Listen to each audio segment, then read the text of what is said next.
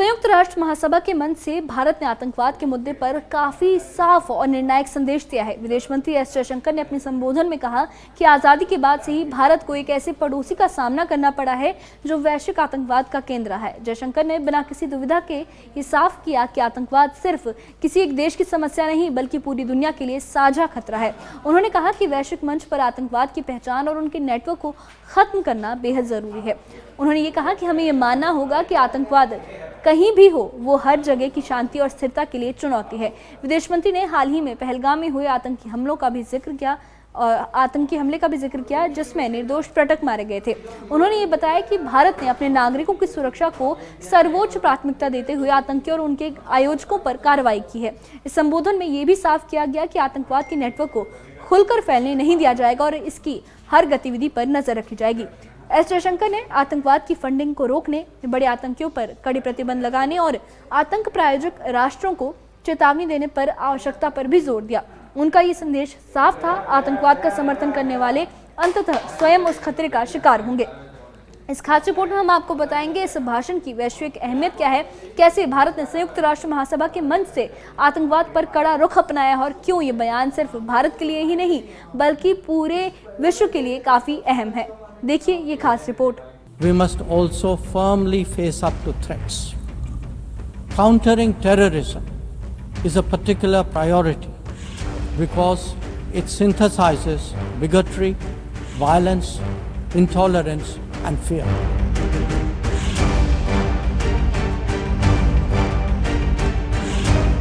संयुक्त राष्ट्र महासभा का मंच और भारत की तरफ से आतंकवाद पर दो टूक संदेश। विदेश मंत्री एस जयशंकर ने अपने संबोधन में कहा कि भारत को आजादी के बाद से एक ऐसे पड़ोसी का सामना करना पड़ा है जो वैश्विक आतंकवाद का केंद्र रहा है।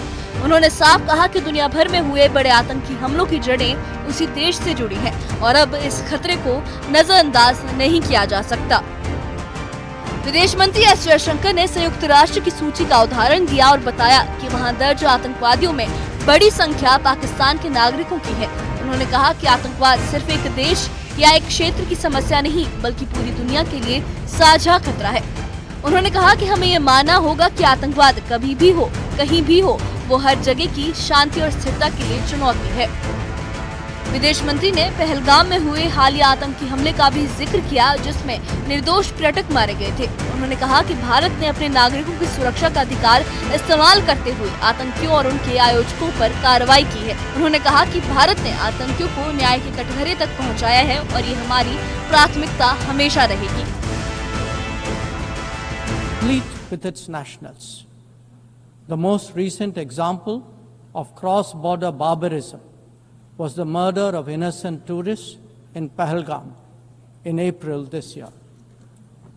India exercised its right to defend its people against terrorism and brought its organizers and perpetrators to justice.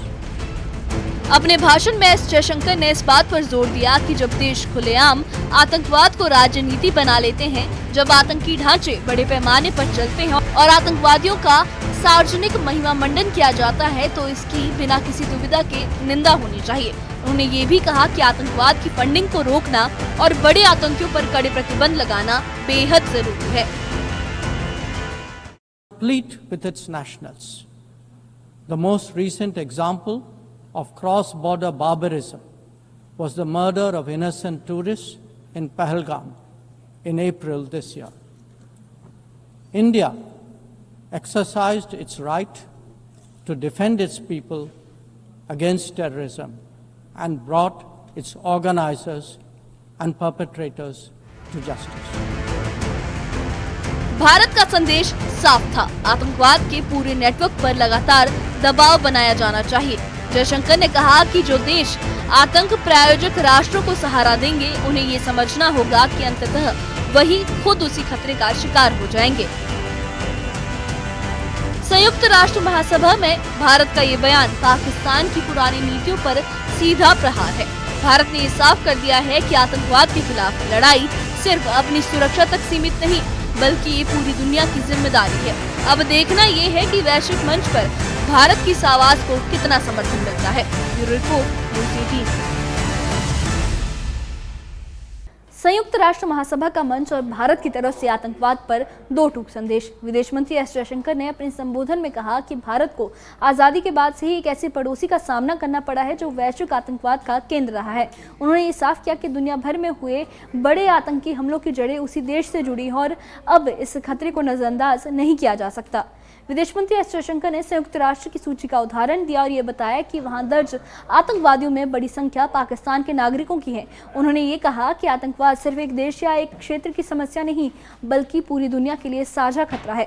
उन्होंने ये कहा है कि हमें ये मानना होगा कि आतंकवाद कहीं भी हो वो हर जगह की शांति और स्थिरता के लिए एक बड़ी चुनौती है। विदेश मंत्री ने पहलगाम में हुए हालिया आतंकी हमले का भी जिक्र किया जिसमें निर्दोष पर्यटक मारे गए थे। उन्होंने ये कहा कि भारत ने अपने नागरिकों की सुरक्षा का अधिकार इस्तेमाल करते हुए आतंकी और उनके आयोजकों पर कार्रवाई की है। उन्होंने ये भी कहा कि भारत ने आतंकियों को न्याय के कटघरे तक पहुंचाया है और ये हमारी प्राथमिकता हमेशा रहेगी। अपने भाषण में विदेश मंत्री एस जयशंकर ने इस बात पर भी जोर दिया कि जब देश खुलेआम आतंकवाद को राजनीति बना लेते हैं, जब आतंकी ढांचे बड़े पैमाने पर चलते हैं और आतंकवादियों का सार्वजनिक महिमा मंडन किया जाता है तो इसकी बिना किसी दुविधा के निंदा होनी चाहिए। उन्होंने ये भी कहा कि आतंकवाद की फंडिंग को रोकना, बड़े आतंकियों पर कड़े प्रतिबंध लगाना बेहद जरूरी है।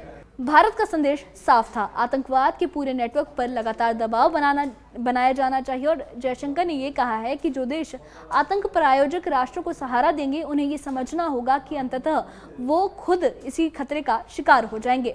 संयुक्त राष्ट्र महासभा में भारत का ये बयान पाकिस्तान की पुरानी नीतियों पर सीधा हमला है। भारत ने ये साफ कर दिया कि आतंकवाद के खिलाफ लड़ाई सिर्फ अपनी सुरक्षा तक सीमित नहीं बल्कि ये पूरी दुनिया की जिम्मेदारी है। अब देखना ये है कि वैश्विक मंच पर भारत की इस आवाज को कितना समर्थन मिलता है। तो जैसा कि आपने देखा, संयुक्त राष्ट्र महासभा में भारत का ये बयान आतंकवाद के खिलाफ एक मजबूत और साफ संदेश है। विदेश मंत्री एस जयशंकर ने ये साफ कहा है कि आतंकवाद के नेटवर्क पर निरंतर दबाव बनाया जाना चाहिए और आतंक प्रायोजक जो राष्ट्र हैं उन्हें ये समझना होगा कि उनका समर्थन अंततः उन्हें ही नुकसान पहुंचाएगा।